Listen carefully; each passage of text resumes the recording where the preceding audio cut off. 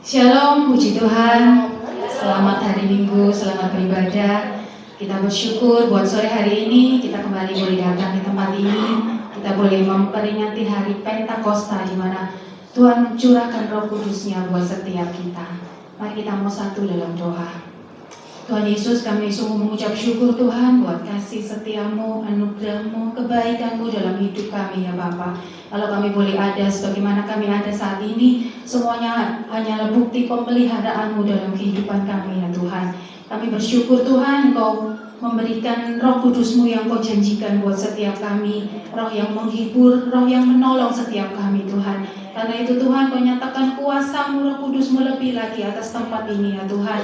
Dan kami percaya ketika kami memuji dan menyembah-Mu Tuhan, Engkau akan nyatakan kuasa-Mu Bapa, yang lemah akan dikuatkan, yang sakit akan disembuhkan, yang berputus asa Tuhan berikan pengharapan yang baru. Dan kami percaya kami pulang tidak seperti kami datang pada sore hari ini. Terima kasih Tuhan, terima kasih. Kami mau naikkan segala puji syukur kami hanya yang terbaik bagi Engkau. Hanya di dalam nama Tuhan Yesus Kristus kami berdoa. Haleluya. Terima kasih Tuhan. Kami rindu akan kuasa Roh Kudus-Mu Tuhan. Kami rindu kuasa-Mu Tuhan nyatakan atas tempat ini Tuhan. Kau nyatakan kemuliaan-Mu, Kau nyatakan kuasa-Mu atas tempat ini Tuhan. Ya Roh Kudus, ku haus padamu.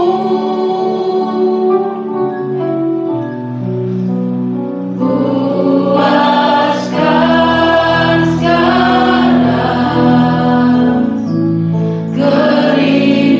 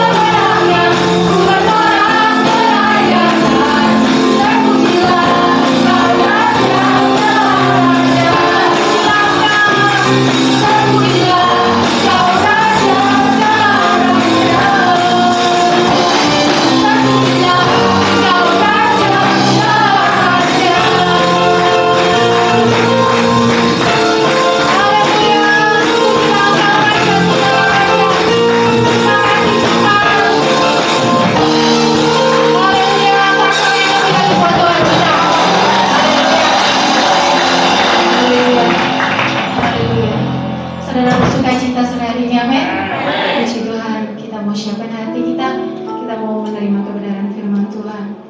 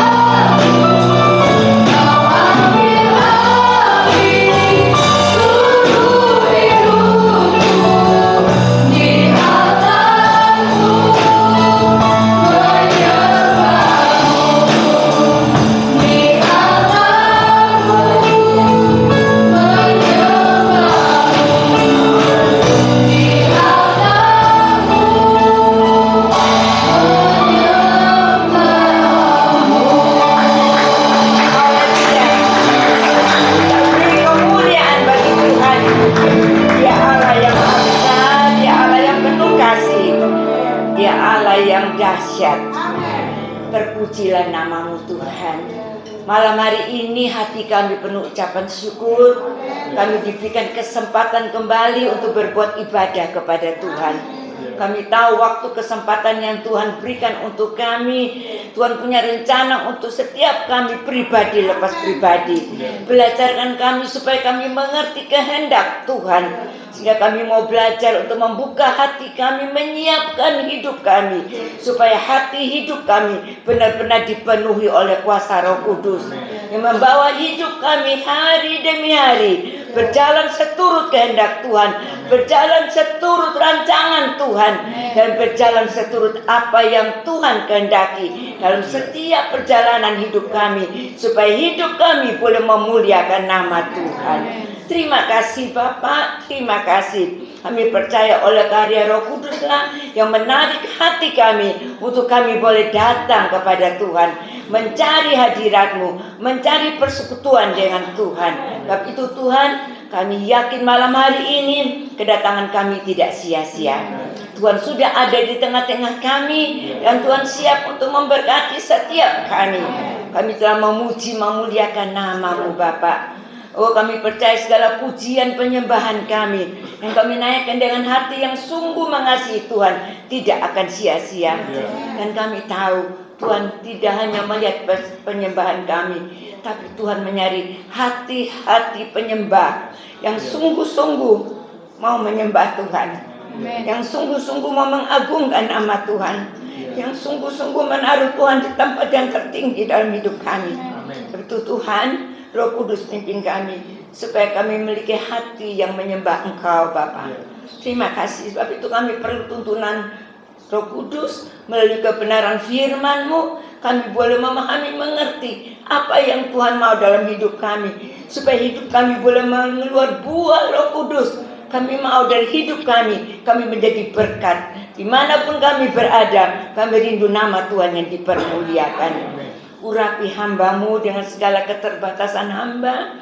Hamba mohon biarlah Roh Kudus yang beracara, Roh Kudus yang berbicara, karena Tuhan tahu apa yang kami perlukan malam hari ini, supaya ketika kami pulang ada satu sukacita, damai sejahtera, ada kekuatan baru, kemenangan yang Tuhan berikan, dan kami boleh menjadi ciptaan yang baru di dalam Tuhan. Berkarya terus Roh Kudus, baik hamba-Mu, baik semua jemaat, baik situasi tempat ruangan ini sudah dikuasai oleh kuasa Roh Kudus. Dan kami percaya tidak ada kesempatan untuk kuasa iblis datang mencuri firman itu dari kami. Tapi kami mau siap buka hati hanya untuk Tuhan. Terima kasih Bapak. Kami siap terima kebenaran firman Tuhan. Di dalam nama Tuhan Yesus Kristus kami sudah berdoa dan kami mengucap syukur. Haleluya, haleluya. Amin. Saya mohon tetap berdiri. Kita baca ayat yang sudah tidak asing lagi bagi kita dalam Kisah Rasul pasal 2 ayat 1 sampai dengan ayat yang keempat. Kisah Rasul pasal 2 ayat 1 sampai dengan ayat yang keempat.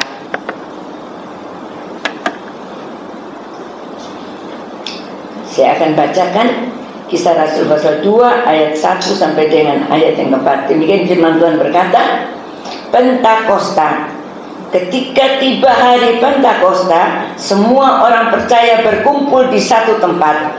Tiba-tiba turunlah dari langit suatu bunyi seperti tiupan angin keras yang memenuhi seluruh rumah di mana mereka duduk. Dan tampaklah kepada mereka lidah-lidah seperti nyala api yang bertebaran dan hinggap pada mereka masing-masing. Maka penuhlah mereka dengan Roh Kudus, lalu mereka mulai berkata-kata dalam bahasa-bahasa lain seperti yang diberikan oleh Roh itu kepada mereka untuk mengatakannya. Amin. Saya akan duduk kembali. Shalom.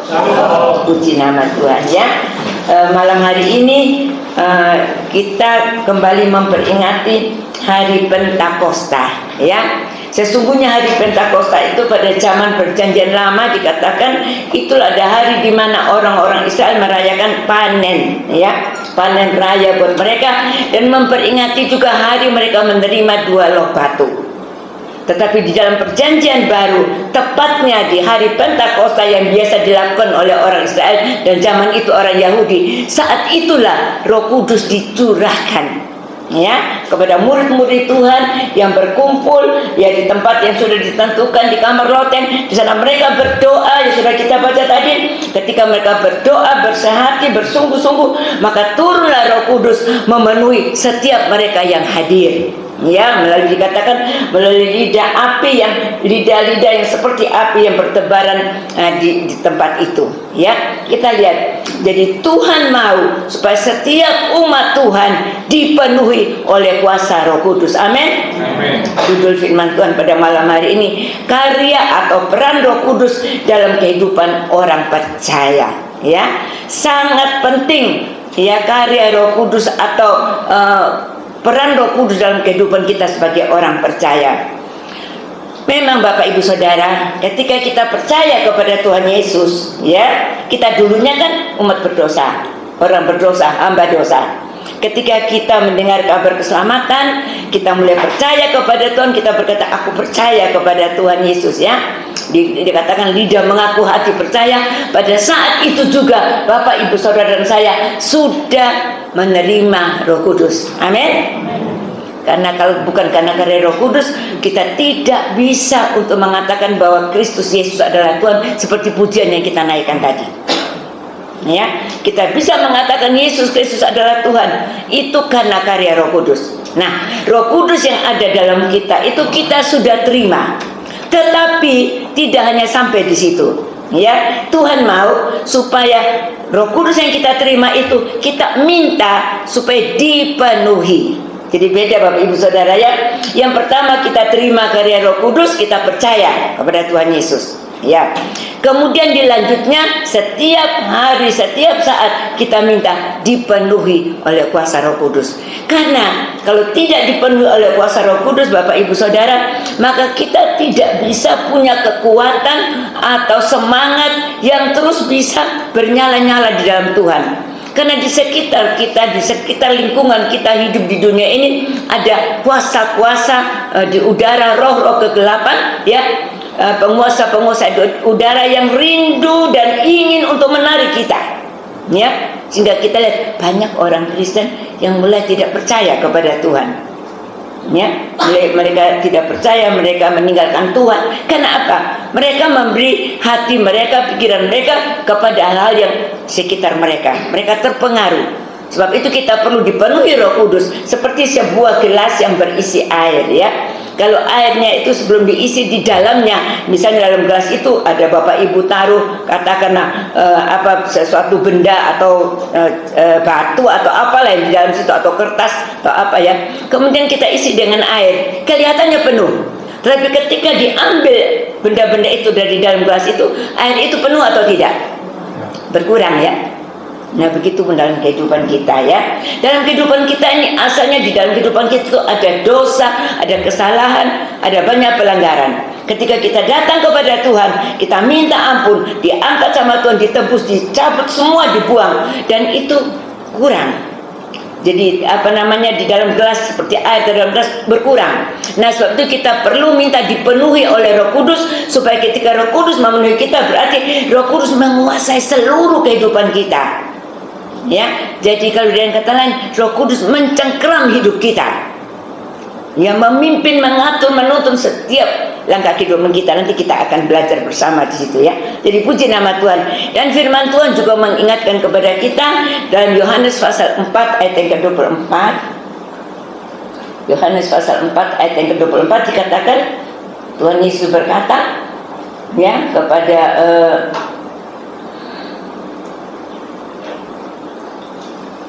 dan saat itu Tuhan berkata, Allah itu roh, dan barang siapa menyembah Dia harus menyembahnya dalam roh dan kebenaran. Ya, dikatakan Allah itu roh, dan barang siapa menyembah kepada Dia, dia harus menyembah dalam roh dan kebenaran. Nah malam hari ini Bapak Ibu Saudara, Tuhan mau Allah yang adalah roh, dan kita tahu Roh Kudus itu sendiri adalah pribadi Allah.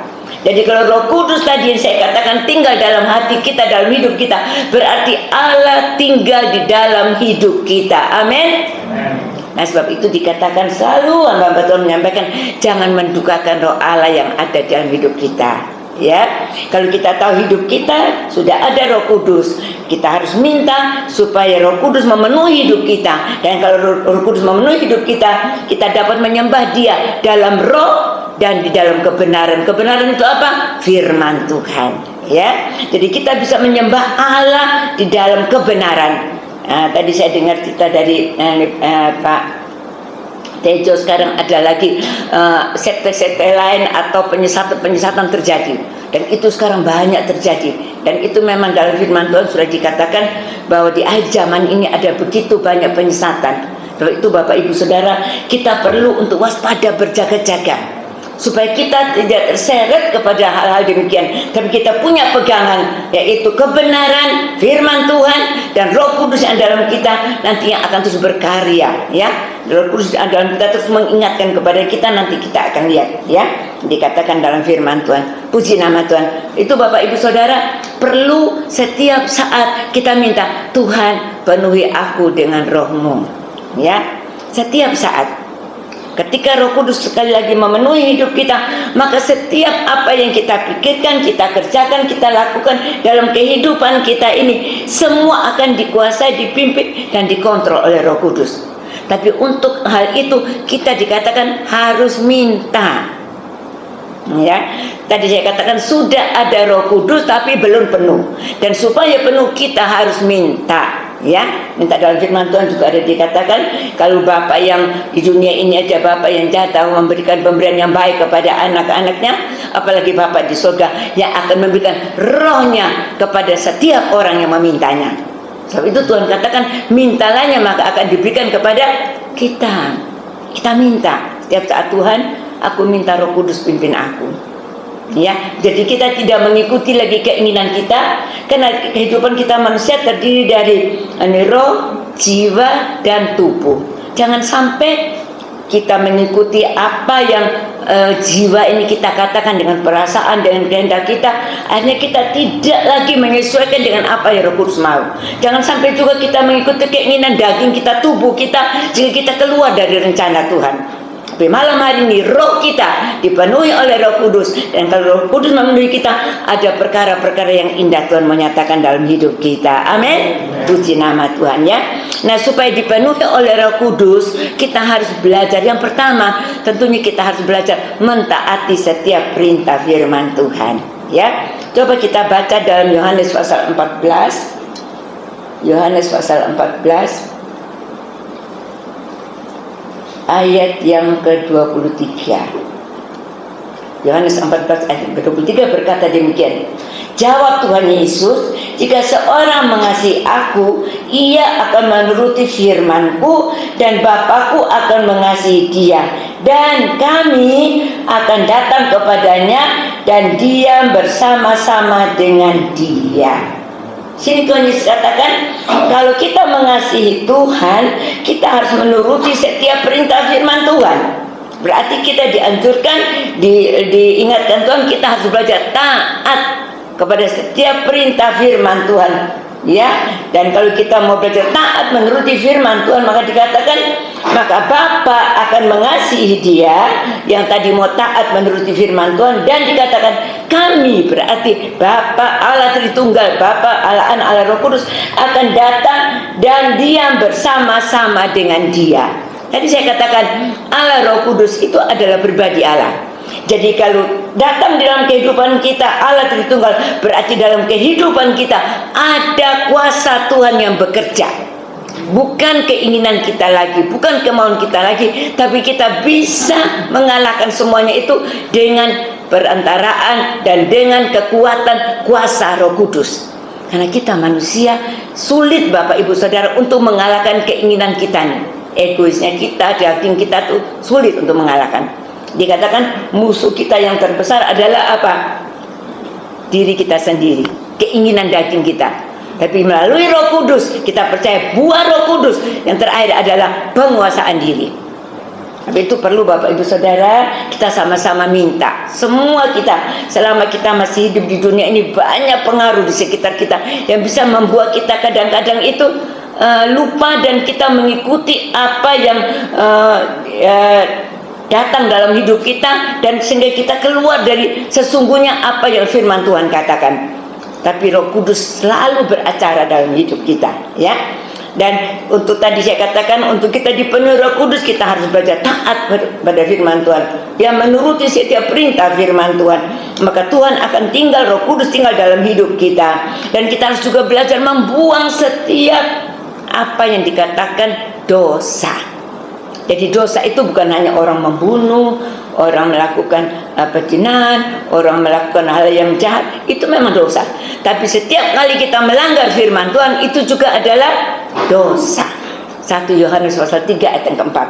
Setiap kali kita melanggar firman Tuhan adalah dosa. Contoh, Tuhan katakan ampunilah orang yang melakukan kesalahan kepada kita. Tapi kita katakan, enggak Tuhan, saya tidak bisa mengampuni.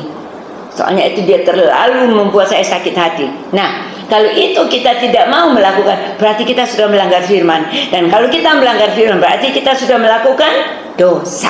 Pelanggaran akan firman Tuhan. Ya, dan pasti kalau kita mau untuk berusaha, Roh Kudus nanti akan membantu kita. Ya, jadi kita juga harus belajar membuang segala perbuatan dosa. Kita mau bertobat, kemudian kita hidup dalam kekudusan, dan kita mau belajar dengan sungguh-sungguh minta supaya kesempatan yang terbaik yang Allah berikan kepada kita, kita minta terus setiap hari, Roh Kudus mengalir dalam hidupku, Roh Kudus penuhi hatiku, Roh Kudus penuhi seluruh aspek hidupku. Dan saya percaya kalau Roh Kudus memimpin kita, selalu pimpin Roh Kudus itu bawa kepada kebenaran. Ya, kepada kebenaran, kepada rencana dan kehendak Tuhan. Sekarang kita akan lihat dengan cepat ciri-ciri atau tanda-tanda orang yang dipenuhi oleh Roh Kudus. Ya, jadi kita bisa berkata, kadang-kadang kita berpikir, oh orang yang dipenuhi Roh Kudus itu orang yang berbahasa roh. Ya, memang bahasa roh itu salah satu tanda, ya, tanda bahwa kita diterima urapan Roh Kudus. Salah satu tanda. Tapi tidak cukup sampai di situ. Ya, kadang-kadang orang yang berbahasa roh sendiri, kalau dia tidak waspada, hati-hati. Ya, dia bisa keluar dari kehendak Tuhan. Ya, kita akan lihat nanti. Yang pertama, tanda-tandanya kita lihat dalam Efesus pasal 5. Efesus pasal 5. Efesus pasal 5 ayat yang ke-18, ya. 18 bagian B, ya, dan seterusnya sampai ke ayat 21. Demikian firman Tuhan berkata, tetapi hendaklah kamu penuh dengan roh, yaitu Roh Kudus, ya, dan berkata-katalah seorang kepada yang lain dalam mazmur, kidung, puji-pujian dan nyanyian rohani, bernyanyi dan bersoraklah bagi Tuhan dengan segenap hati. Itu ayat yang ke-19. Jadi tanda yang pertama dari ayat yang 18 tadi kita dikatakan, hendaklah kamu penuh dengan roh. Tanda yang pertama, kita pasti akan suka memuji, memuliakan nama Tuhan. Ya, suka memberikan penyembahan untuk hormat kemuliaan nama Tuhan. Ya, tadi saya diingatkan dalam doa, kita memberikan pujian kepada Tuhan, Tuhan senang. Tapi malam hari ini Tuhan lebih senang lagi kalau kita punya hati yang menyembah. Tuhan cari penyembah-penyembah yang dalam roh dan kebenaran. Ya, pujian penyembahan kita Tuhan senang. Tapi lebih lagi Tuhan senang, Tuhan menemukan penyembah-penyembah yang punya hati yang tulus. Segenap hati dikatakan, yang suka menyanyikan puji-pujian, yang suka bermazmur, yang suka bersorak-sorak bagi Tuhan dengan segenap hati. Ya, tadi saya katakan kadang-kadang ada pertanyaan, ada orang kelihatannya bisa dia berbahasa roh, tetapi kehidupannya tidak cocok, tidak ada buah Roh Kudus yang seperti yang Roh Kudus mau. Nah, itu sebab itu Bapak Ibu Saudara, kita harus waspada. Kadang-kadang tanpa kita sadari, banyak orang Kristen itu merasa bangga kalau sudah bisa berbahasa roh. Tapi malam hari ini Tuhan mengingatkan setiap kita, tidak cukup kita bilang bisa berbahasa roh.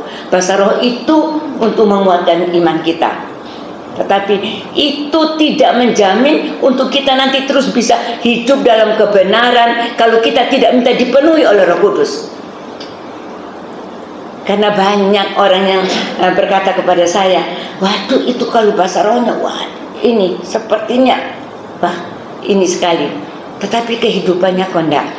Sebagai istri tidak tunduk kepada suami, sebagai suami yang kasar kepada istri, ya, sebagai anak melawan orang tua, sebagai tempat bekerja melakukan tindakan-tindakan yang tidak baik sehingga banyak orang kecewa sampai tidak mau terima yang bekerja orang Kristen dan sebagainya. Padahal orangnya berbahasa roh.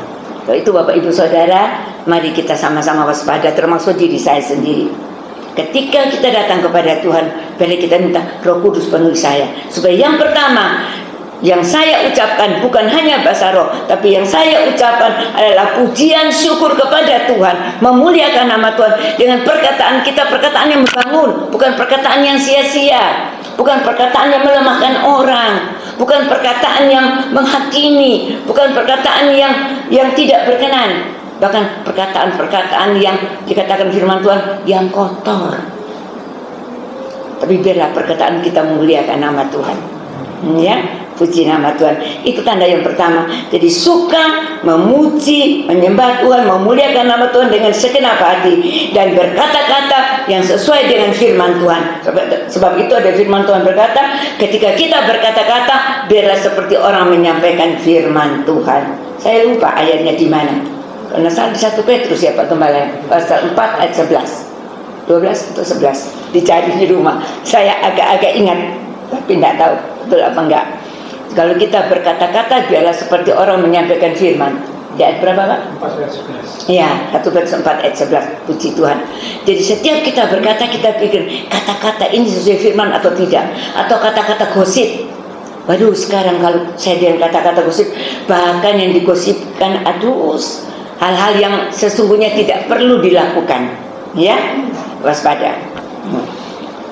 Itu yang pertama. Yang kedua, tanda yang kedua dalam ayat yang ke-20 dari Efesus pasal 5 tadi berkata, ucaplah syukur senantiasa atas segala sesuatu dalam nama Tuhan kita Yesus Kristus kepada Allah dan Bapa kita. Yang kedua, tanda orang dipenuhi Roh Kudus ialah suka mengucap syukur dalam segala sesuatu di dalam nama Tuhan Yesus Kristus. Jadi kita dikatakan penuh dengan Roh Kudus ketika kita menghadapi apapun, kita mengucap syukur.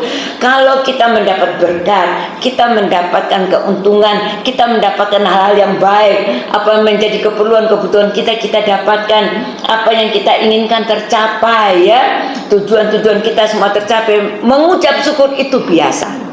Sebab itu orang biasa, ya, kalau membuka perusahaan atau ada mendapatkan kenaikan pangkat, kenaikan jabatan, kan mengucap syukur, bikin acara ucapan syukur.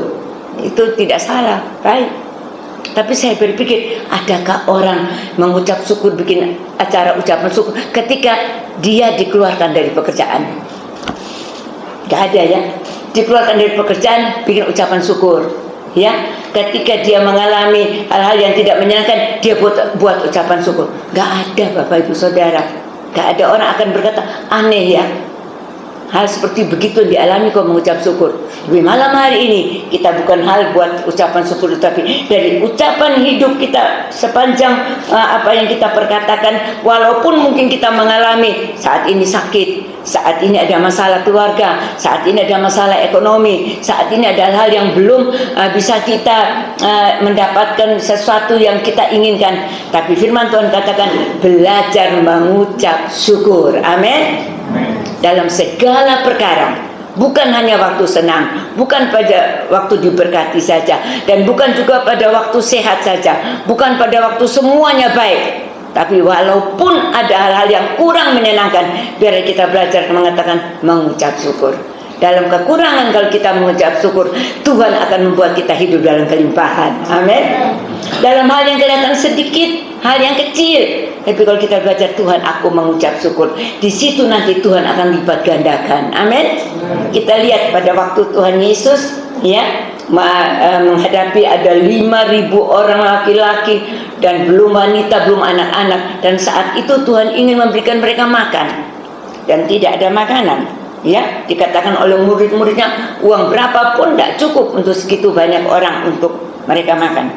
Tapi di bawah ada salah seorang murid, kalau tidak salah namanya Andreas, ya, berkata, ini Tuhan ada anak kecil, ada bawa 5 ketul roti, 2 ekor ikan. Saya pikir anak kecil ya pasti ketul roti itu kecil-kecil, ya, terus sama ikan ya bawa. Kita lihat, apakah Tuhan anggap remeh hal yang kecil itu? Tuhan bawa ke sini, kata Tuhan. Begitu diserahkan kepada Tuhan, yang Tuhan Yesus lakukan, mengucap syukur kepada Bapa di surga. Tuhan angkat dan Tuhan mengucap syukur. Dan kita lihat, setelah Tuhan Yesus mengucap syukur, memberikan teladan kepada kita, dan dibagi-bagikan, semua yang hadir makan sampai kenyang. Amin. Bahkan lebih 12 bakul. Luar biasa. Malam hari ini kita diingatkan. Mungkin hal-hal ini, hari-hari ini kita ada mengalami sesuatu dan kita berkata, aduh Tuhan, percuma, ini hal yang kecil, gak ada artinya, Tuhan gak bisa menolong saya. Tapi malam hari ini Tuhan ingatkan kepada kita, kalau dari hal yang kecil kita belajar mengucap syukur, Tuhan sanggup melipat gandakan. Ya, Tuhan sanggup melakukan apapun juga. Ya, ketika kita belajar mengucap syukur, sebab itu Tuhan Yesus memberikan contoh. Setiap kali Tuhan melakukan apapun, Tuhan selalu berkata, Bapa, aku mengucap syukur kepadamu. Ya, pada waktu Tuhan Yesus menghadapi Lazarus yang mati, Tuhan Yesus sudah di kuburannya, dan sebelum Tuhan memanggil Lazarus untuk keluar, Tuhan berkata kepada Bapa di surga, aku mengucap syukur Bapa. Ya, dan kita lihat pada saat itu juga Tuhan panggil Lazarus yang mati bangkit. Malam hari ini kita tidak tahu, ya mungkin ada sesuatu dalam kehidupan kita, pekerjaannya sepertinya sudah tidak ada jalan keluar, sepertinya di hadapan orang berkata tidak ada jalan lagi, dianggap mati, dianggap tidak bisa, dianggap yang sudah tidak bisa menghasilkan. Tapi Tuhan berkata, ketika kita mengucap syukur, bisa dibangkit kembali oleh Tuhan. Tidak ada yang mustahil. Tulang-tulang kering, Tuhan katakan ada kebangkitan, hidup kembali. Ya, nah puji nama Tuhan. Jadi mari Bapak Ibu Saudara, kita sama-sama belajar untuk mengucap syukur. Ya, dalam segala hal. Kita ingat kisah Daud dikejar-kejar oleh Raja Saul, dia tetap belajar mengucap syukur. Dia tidak simpan kebencian, tidak simpan sakit hati. Ya, karena dia tahu bahwa pasti Allah ikut bekerja untuk mendatangkan kebaikan buat dia. Dia mengucap syukur terus, mengucap syukur, dan dia tidak mendatangkan tangan atas Saul, padahal dia punya kesempatan 2 kali kalau nggak salah untuk membunuh Saul, tapi dia tidak lakukan karena dia tahu bahwa pasti semua ada rencana Tuhan yang terbaik dalam kehidupan dia. Ya, banyak dalam Alkitab yang mengucap syukur, yang melakukan hal-hal yang baik, yang indah, dan Tuhan memberkati mereka, termasuk Yusuf. Ya, puji nama Tuhan. Sekarang yang ketiga, di ayat yang ke-21. Kembali di Efesus pasal 5 ayat yang ke-21 dikatakan, dan rendahkanlah dirimu seorang kepada yang lain dalam takut akan Kristus. Ya, jadi yang ketiga ciri-cirinya ada kerendahan hati. Ya, memiliki hati yang rendah, hati yang mau belajar memiliki karakter Kristus. Karena Tuhan Yesus sendiri berkata dalam Matius pasal 11 ayat yang ke-29, ya, dikatakan belajarlah kepadaku karena aku lemah lembut dan rendah hati. Jadi yang ketiga, kalau orang dipenuhi oleh kuasa Roh Kudus, pasti dia punya kerendahan hati, belajar rendah hati. Dan orang yang rendah hati itu orang yang diberkati Tuhan, ya. Tidak merasa dia mampu, dia hebat, ya, tapi dia merasa Tuhan. Yang pertama dia merendahkan diri di hadapan Tuhan, yang kedua dia merendahkan hati di antara sesama. Ya, ada hubungan yang baik. Sebab itu malam hari ini Bapak Ibu Saudara, kalau ada di antara kita yang mungkin ada hubungan yang kurang baik, ya, dalam keluarga, dalam rumah tangga, marilah kita sama-sama belajar, ya, merendahkan hati kita, ya, kita minta supaya Roh Kudus membuat kita memiliki hati, sifat, karakter Kristus. Dan ada satu kejadian yang baru dari kehidupan kita boleh memuliakan nama Tuhan. Saya tahu Bapak Ibu Saudara, kalau Bapak Ibu Saudara ada yang tersakiti dengan perbuatan seseorang, entah itu orang terdekat kita, biasanya yang tersakiti itu kalau hubungan yang paling dekat antara suami dan istri, itu biasanya kan begitu, ya. Itu kan yang paling dekat. Kalau yang jauh enggak kelihatan, tapi kalau yang dekat kan suami istri. Malam hari ini Tuhan katakan, kalau itu ada dalam hidup kita, mari kita belajar untuk memaafkan, mengampuni. Dengan kerendahan hati kita belajar, kita bilang, Tuhan, aku mau mengampuni, aku mau memaafkan. Ya, itu menunjukkan bahwa kehidupan kita ada Roh Kudus yang mulai bekerja dan memenuhi kita. Ada banyak lagi Bapak Ibu Saudara, tapi kita cuma bicara tentang 3 hal ini. Ciri-ciri dari orang yang dipenuhi Roh Kudus, yang pertama, suka memuji, menyembah Tuhan, suka memuliakan nama Tuhan. Perkataannya bukan perkataan yang sia-sia, tapi perkataan yang penuh dengan firman Tuhan, perkataan yang diurapi Tuhan, perkataan yang membawa berkat, dan perkataan yang selalu memuji, menyembah Tuhan. Hati yang terus rindu menyenangkan hati Tuhan. Yang kedua, yaitu mau belajar untuk mengucap syukur dalam segala hal, situasi apapun. Terutama saat-saat ini, mungkin udara tadi kita kan merasakan panas ya. Nah, saya mulai ngomel tadi, saya bilang sama Ibu Esther, waduh panas ya. Sudah dalam hati saya pikir, wah mesti mengucap syukur. Kita manusia ini susah ya. Panas bilang panas, nanti hujan bilang hujan, banjir bilang banjir, dan seterusnya. Tapi malam hari ini Tuhan ingatkan kepada setiap kita, mari kita belajar mengucap syukur. Menghadapi apapun kita berkata, terima kasih Tuhan, aku percaya rencana Tuhan pasti yang indah bagiku. Karena segala sesuatu yang Tuhan izinkan terjadi, yang pasti kita tahu Allah ikut bekerja untuk mendatangkan kebaikan bagi semua orang, setiap orang yang mengasihi Tuhan dan terpanggil sesuai dengan rencana Tuhan. Amin. Allah ikut bekerja dalam hidup kita. Jadi apapun yang kita alami, jangan kita langsung berpikir negatif dan malahan menyalahkan Tuhan. Ya, saya barusan dengar ada hamba Tuhan yang menyampaikan firman, terus dia bersaksi ada seorang anak muda ya datang kepada dia malam hari, mungkin ada yang tahu dengar kajian itu, malam hari datang kepada hamba Tuhan ini dan dia marah-marah. Hamba Tuhan ini tidak kenal anak muda ini, wanita muda ini. Dia marah-marah, dia bilang Tuhan itu kejam. Wah, dia marah-marah sama Tuhan. Ya, hamba Tuhan ini heran, tanya kenapa,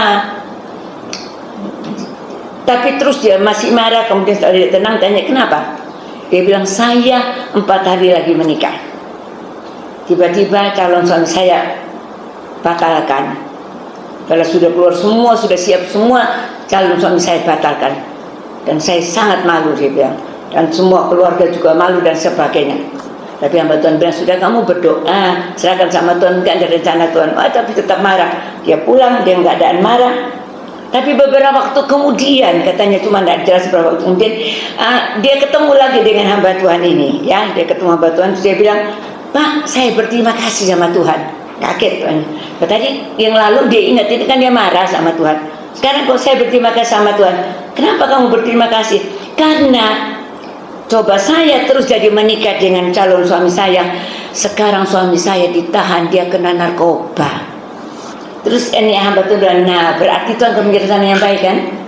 Anda waktu itu katanya malu ya, tapi Tuhan tuh mau menyingkirkan Anda dari hal yang lebih tidak enak. Nah ini satu kesaksian ya. Jadi mungkin dalam hidup kita saat-saat ini kita ada mengalami sesuatu yang rasanya tidak menyenangkan, tidak enak, kecewa ya, membuat kita kadang-kadang itu merasa tertekan, merasa tidak menyenangkan. Tapi kadang-kadang itu Tuhan izinkan untuk kita menerima sesuatu yang lebih baik, ke depan yang lebih baik ya. Itu jangan terburu-buru kita menyalahkan Tuhan, tapi mari kita belajar mengucap syukur. Dan ketika kita mengucap syukur, pasti ada hal yang baik yang Tuhan sediakan di balik semua masalah yang kita hadapi ya. Puji nama Tuhan. Nah sekarang, dan yang tadi yang ketiga, kita belajar rendah hati ya. Orang rendah hati diberkati Tuhan. Sekarang kita lanjut kepada peran atau karya Roh Kudus dalam hidup orang-orang percaya ya, yang dipenuhi oleh Roh Kudus. Peran Roh Kudus yang pertama, Yohanes pasal 14 ayat yang ke-26. Yohanes pasal 14 ayat yang ke-26. Demikian firman Tuhan berkata, tetapi penghibur, yaitu Roh Kudus yang akan diutus oleh Bapa dalam namaku, dialah yang akan mengajarkan segala sesuatu kepadamu dan akan mengingatkan kamu akan semua yang telah kukatakan kepadamu. Amin. Ya, peran Roh Kudus yang pertama dalam kehidupan kita orang percaya, ketika kita dipenuhi oleh Roh Kudus, ya, tidak, sekali lagi, tidak hanya sampai kita terima Roh Kudus, ya, pada awal kita percaya, tapi setiap hari kita minta dipenuhi Roh Kudus. Dan kalau kita dipenuhi Roh Kudus yang pertama, Ya, Roh Kudus akan mengajarkan kita, mengingatkan kita segala apa yang telah Tuhan Yesus ajarkan, segala apa yang telah kita terima melalui firman Tuhan, segala apa yang telah kita terima melalui hal-hal yang kita hadapi dan kita dapat jawaban melalui firman Tuhan, kita akan diingatkan. Ya, dan kalau itu diingatkan kepada kita, maka kita akan menjadi umat Tuhan yang sekali lagi tidak gampang patah semangat. Karena apa? Roh Kudus pasti mengingatkan bahwa Tuhan pasti akan menolong kita. Misalnya kita dalam kekurangan, kita diingatkan Roh Kudus bahwa seperti Rasul Paulus katakan, Allahku akan mencukupkan segala keperluan kebutuhanku menurut kekayaan dan kemuliaan dalam Kristus Yesus Tuhan. Ya, jadi memang sebetulnya kebutuhan kamu, tetapi juga kita, siapa saja, ya, itu akan terjadi. Misalnya sekarang kalau bicara tentang kita merasa dalam pekerjaan kita ada mengalami hambatan, kita percaya kalau Tuhan pelihara burung di udara, Tuhan juga pelihara saya dan keluarga. Yakin, jadi pokoknya apa saja semua ada jawaban di dalam firman Tuhan.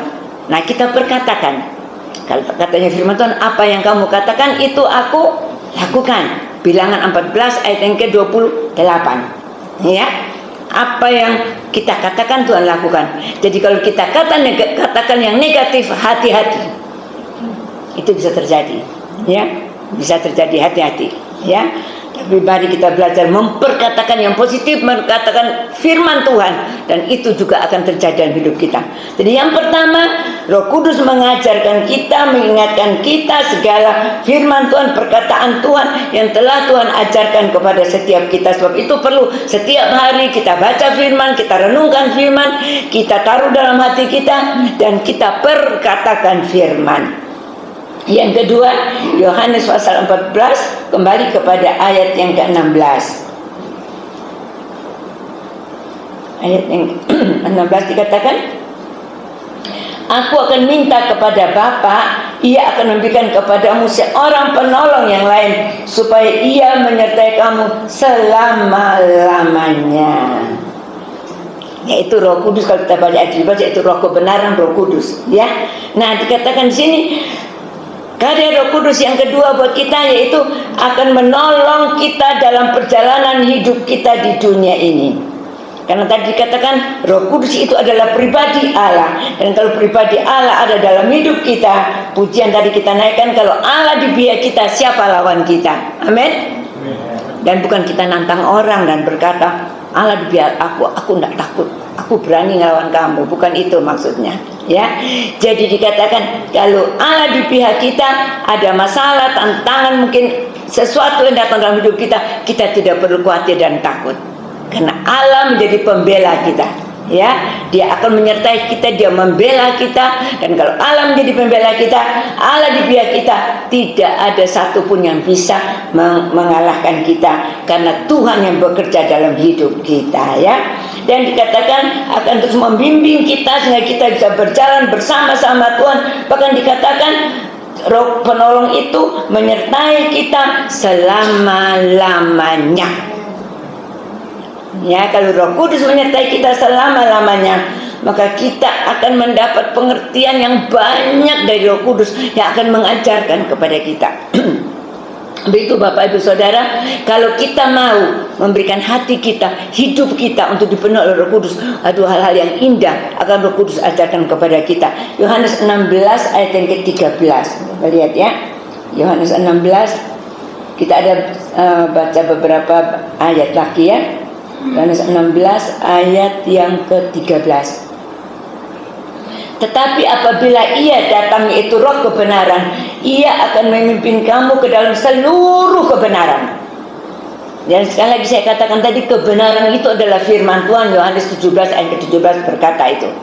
Dan kalau kita dipimpin oleh Roh kebenaran, Roh Kudus, maka kita akan dipimpin kepada seluruh kebenaran yang akan mengajarkan kepada kita. Sebab Ia tidak akan berkata-kata dari dirinya sendiri, tetapi segala sesuatu yang didengarnya itulah yang akan dikatakannya, dan Ia akan memberitakan kepadamu hal-hal yang akan datang. Berarti Roh Kudus akan memberitahu kepada kita, menyampaikan kepada kita hal-hal yang akan datang, yaitu Roh Kudus akan mengingatkan kita, kalau saat ini kamu mengalami masalah, tantangan, jangan khawatir. Tuhan pasti akan menolongmu, karena Tuhan berjanji, rancangan Tuhan buat kita bukan rancangan kecelakaan, tapi rancangan masa depan yang penuh dengan harapan dan damai sejahtera. Ya, jadi hal-hal yang akan datang itu akan disampaikan kepada kita sehingga kita mempunyai pengharapan.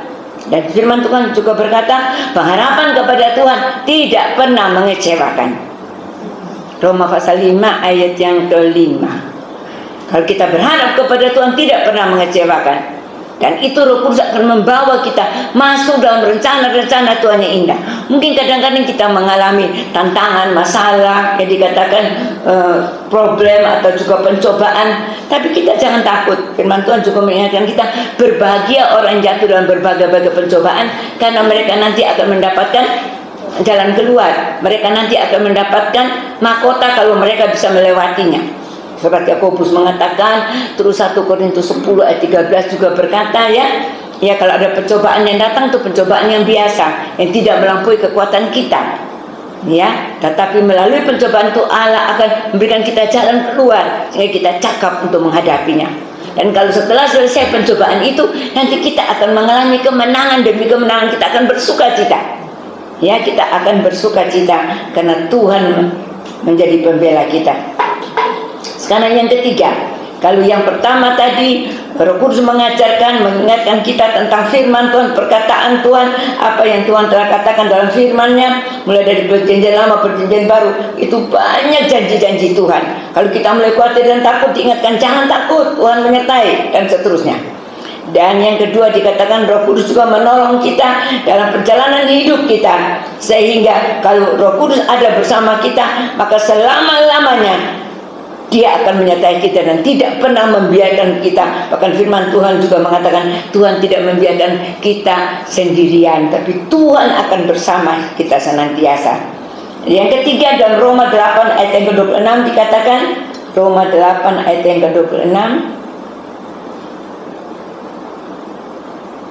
demikian firman Tuhan berkata, demikian juga Roh membantu kita dalam kelemahan kita, sebab kita tidak tahu bagaimana sebenarnya harus berdoa. Tapi Roh sendiri berdoa untuk kita kepada Allah dengan keluhan-keluhan yang tidak terucapkan.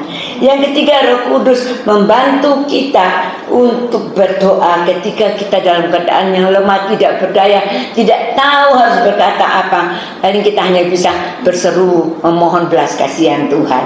Dan ingat, saat itu Roh Kudus akan menyampaikan kepada Bapa di surga. Dan biasanya pada saat itu kita sebagai umat Tuhan yang sudah dipenuhi oleh Roh Kudus, kita akan bisa menyampaikan melalui roh kita. Bahkan kadang-kadang dengan bahasa roh yang Tuhan kasih, saya katakan tadi, itu kita bisa sampaikan dengan keluhan-keluhan yang tidak terucapkan. Tapi Bapa di surga tahu apa yang menjadi permasalahan kita, apa yang kita perlukan, baik hari ini, baik yang akan datang yang kita belum tahu. Bapak sudah tahu, ya. Dan kalau kita menyampaikan kepada Tuhan, dan kalau kita berseru kepada Tuhan, maka dikatakan kalau kita berseru dengan segenap hati, kalau kita berseru dengan segenap hati, maka Bapa akan mendengar dan menjawab setiap seruan doa kita, dan mengajarkan kepada kita hal-hal yang tidak kita pahami. Tapi saatnya kita akan lihat cara kerja Tuhan satu persatu diatur dengan cara yang luar biasa, yang tidak bisa kita pikirkan, tapi Tuhan buat dalam hidup kita.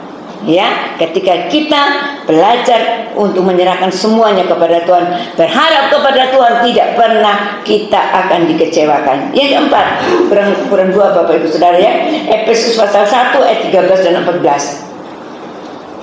Efesus pasal 1 ayat 13 dan 14 dikatakan, di dalam Dia kamu juga, karena kamu telah mendengar firman kebenaran, yaitu Injil keselamatanmu. Di dalam Dia kamu juga ketika kamu percaya dimeteraikan dengan Roh Kudus yang dijanjikan itu. Dan Roh Kudus itu adalah jaminan bagi kita sampai kita memperoleh seluruhnya, yaitu penebusan yang menjadikan kita milik Allah untuk memuji kemuliaan-Nya. Ya, jadi di dalam Tuhan Roh Kudus akan memeteraikan kita sehingga kita nanti sampai menerima jaminan bagian kita, sampai kita memperoleh seluruh janji Tuhan. Jadi Roh Kudus menjadi jaminan yang memeteraikan setiap janji Tuhan yang Tuhan sudah berjanji untuk setiap kita sebagai anak-anak Tuhan. Bahwa janji Tuhan itu ya dan amin. Allah yang berjanji itu setia, ya. Kalau Allah yang setia yang berjanji kepada kita, Dia akan menepati setiap janjinya, dan Roh Kudus itu memeteraikan setiap janji Tuhan dalam kehidupan kita. Ya, puji nama Tuhan. Itu juga bisa kita baca dalam 2 Korintus pasal 1. Tinggal beberapa ayat lagi ya, 2 Korintus pasal 1 ayat yang ke-21. 2 Korintus pasal 1 ayat yang ke-21. Sebab Dia yang telah meneguhkan kami bersama-sama dengan kamu di dalam Kristus adalah Allah yang telah mengurapi, memeteraikan tanda miliknya atas kita, dan yang memberikan Roh Kudus dalam hati kita sebagai jaminan dari semua yang telah disediakan untuk kita. Amin. Jadi Roh Kudus itu adalah jaminan yang memeteraikan kita sebagai tanda bahwa kita adalah milik Kristus. Amin. Itulah menjadi tanda buat kita. Jadi kalau kita sudah menjadi milik Kristus, tidak akan ditinggalkan Tuhan, tidak akan dilepaskan oleh Tuhan, ya. Dan di dalam hati kita menjadi jaminan dari semua yang telah Tuhan sediakan bagi kita, baik untuk hidup di dunia ini, terutama untuk hidup yang kekal. Tapi itu Bapak Ibu Saudara, kita jangan khawatir, jangan takut. Kita mau terus dekat kepada Tuhan, kita terus minta dipenuhi oleh Roh Kudus, dan Roh Kudus menjadi jaminan sepenuhnya. Jaminan dari dunia ini, kadang-kadang mereka menjamin, tetapi manusia itu terbatas. Kadang-kadang manusia tidak mau melakukan. Ada yang mau melakukan, tidak mampu. Tapi Tuhan yang memberikan jaminan, itu jaminan yang luar biasa. Sampai mati di atas kayu salib, Tuhan Yesus lakukan. Karena jaminan apa? Ingin menyelamatkan Bapak Ibu Saudara dan saya, supaya kita tidak jadi hamba dosa, tapi kita menjadi hamba kebenaran. Kita dibebaskan, dimerdekakan dari kutuk dosa. Kita mendapatkan kehidupan yang kekal. Ya, itu jaminan dari Tuhan. Dan yang terakhir, di dalam Kisah Rasul pasal 1 ayat yang ke-8. Kisah Rasul pasal 1 ayat yang ke-8. Demikian firman Tuhan berkata, tetapi kamu akan menerima kuasa kalau Roh Kudus turun ke atas kamu, dan kamu akan menjadi saksiku di Yerusalem dan di seluruh Yudea dan Samaria dan sampai ke ujung bumi. Yang terakhir, karya Roh Kudus dalam hidup kita diberi kuasa untuk menjadi saksi Tuhan. Ya, kita diberi kuasa untuk menjadi alat bagi kemuliaan nama Tuhan. Roh Kudus memberikan keberanian, memberikan kemampuan, memberikan kekuatan, ya, memberikan urapan, sehingga kita bisa menyampaikan berita Injil, berita kebenaran, ya, menyaksikan kasih Tuhan kepada orang di sekitar kita. Dan kita lihat ini sudah diterima oleh rasul-rasul zaman itu, murid-murid Tuhan zaman itu. Sebelum mereka dipenuhi Roh Kudus, mereka adalah murid yang takut, khususnya Petrus. Sehingga dia pada waktu Tuhan Yesus disalib, dia menyangkal Tuhan sampai 3 kali. Ya, tetapi setelah dia dipenuhi oleh Roh Kudus, dengan berani dia memberitakan firman, dan ketika dia diurapi oleh Roh Kudus memberitakan firman, 3.000 jiwa bertobat. Luar biasa. Bahkan seterusnya apa yang dia alami, baik Petrus, baik Yakobus dan lain-lain semuanya, sampai Rasul Paulus juga, semuanya akhirnya mereka sampai mereka menderita, mereka mati syahid sekalipun, mereka berani untuk tetap memberitakan kebenaran. Karena apa? Karena Roh Kudus yang menyertai mereka. Malam hari ini Bapak Ibu Saudara, biarlah kita sebagai umat Tuhan, kita mau belajar, ya, kita mau belajar untuk terus minta Tuhan penuhi aku dengan kuasa Roh Kudus-Mu. Dan tadi kita sudah lihat tanda-tanda orang yang penuh Roh Kudus, hatinya penuh sukacita, penuh ucapan syukur, memuliakan Tuhan dan penuh kerendahan hati, dan mau belajar hidup di dalam kebenaran. Dan peranan Roh Kudus yang pertama dikatakan akan mengajar, mengingatkan kita. Ya, sehingga kalau ada orang yang berkata, oh saya tidak ingat firman Tuhan, itu tidak mungkin. Pasti Roh Kudus mengingatkan. Mungkin ayatnya kita tidak ingat di mana, tapi isi firman Tuhan itu pasti kita tahu. ya, diingatkan. Jadi akan mengajar, mengingatkan kita perkataan firman Tuhan.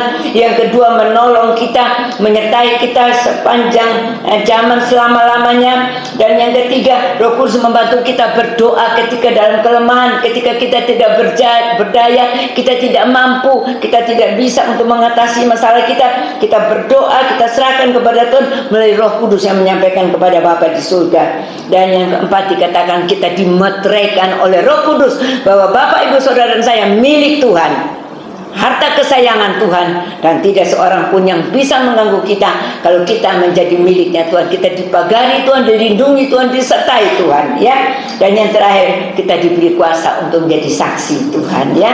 Biar kehidupan kita memuliakan nama Tuhan, dan biarlah buah Roh Kudus di Galatia pasal 5 itu nanti boleh ada dalam hidup kita. Nanti Bapak, Ibu, Saudara baca di rumah dari ayat 22 dan seterusnya sampai ayat yang ke-25.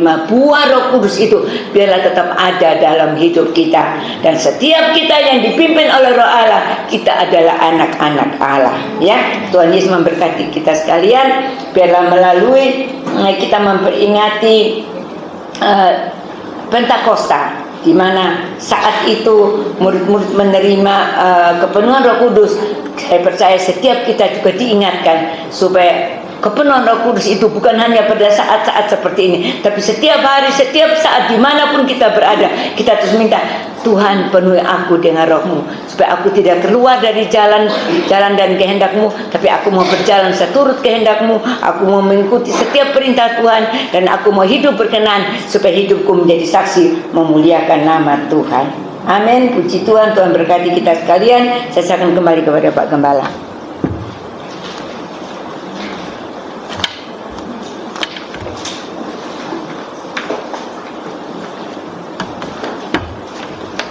Silakan kembali maju depan.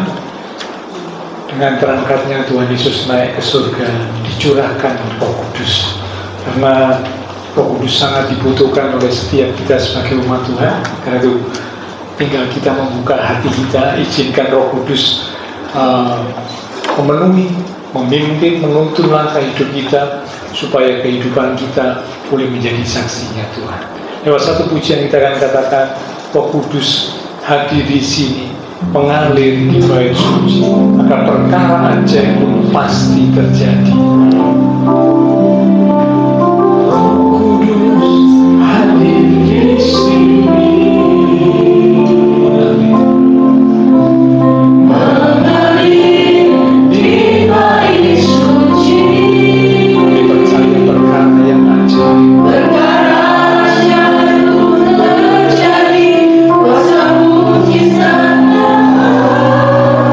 Karena Roh Allah sedang bekerja.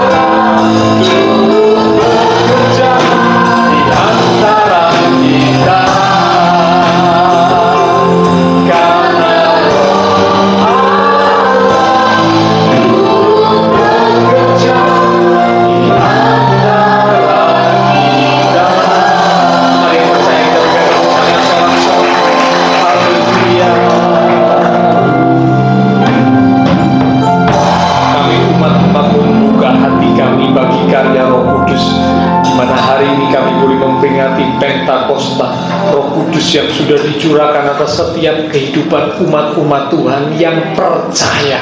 Roh Kudus sudah hadir sehingga umat Tuhan boleh mengaku dan percaya bahwa Yesus adalah Tuhan dan satu-satunya juru selamat.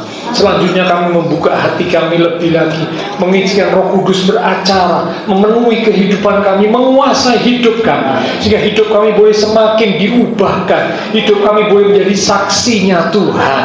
Dan Roh Kudus akan berperan penting dalam kehidupan setiap kami, mengajar kami akan firman kebenaran, menolong, memampukan, menguatkan, meneguhkan kami saat kami lemah, menjadi jaminan bahwa setiap janji Tuhan pasti dimeteraikan dalam hidup kami. Akan kami diberi kuasa untuk boleh menjadi saksinya Tuhan.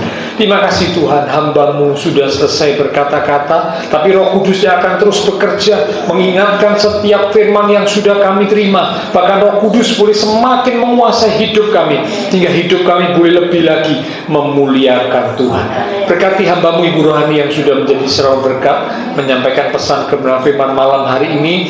Tuhan pakai lebih lagi untuk kemuliaan Tuhan. Bahkan setiap kami umat Tuhan yang hadir diberkati Tuhan, diberkati iman rohani, diberkati keluarga rumah tangga, diberkati usaha pekerjaan, diberkati studi sekolah, diberkati kesehatan kami. Bahkan Tuhan sediakan masa depan yang indah penuh dengan pengharapan.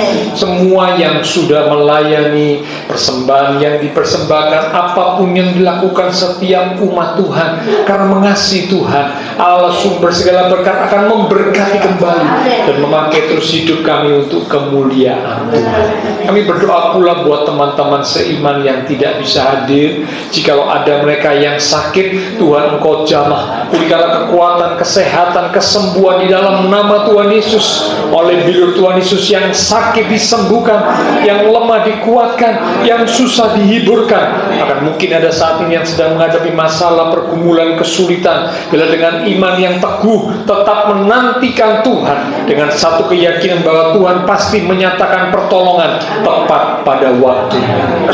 Terima kasih Tuhan. Kami berdoa pula memberkati bangsa negara kami Indonesia, pemimpin-pemimpin bangsa kami, kota kami Surabaya, bahkan juga tetangga lingkungan sekitar gereja Tuhan. Memberkati setiap jemaat Tuhan yang berulang tahun sepanjang minggu ini, dengan pertambahan usia yang Tuhan beri, membawa kami semakin dekat Tuhan, semakin cinta Tuhan, semakin sungguh-sungguh di dalam Tuhan. Terima kasih Tuhan. Setelah selesai ibadah, kami akan berpisah satu dengan yang lain, kembali ke aktivitas kami, kembali ke keluarga rumah tangga kami. Dialah segala berkat, anugerah, damai, sukacita yang melimpah dari Allah Bapa Surgawi, kasih Tuhan Yesus Kristus, dan persekutuan dengan kuasa Roh Kudus harus memimpin menuntun langkah kehidupan setiap kita. Itu terus menjadi kita sekalian mulai malam ini sampai Maranatha, Tuhan Yesus datang kembali. Di dalam nama Tuhan Yesus Kristus, semua yang percaya diberkati Tuhan. Mari bersama dengan iman kita berkata amin. Tuhan berkati kita sekalian, sampai berjumpa di waktu yang akan datang.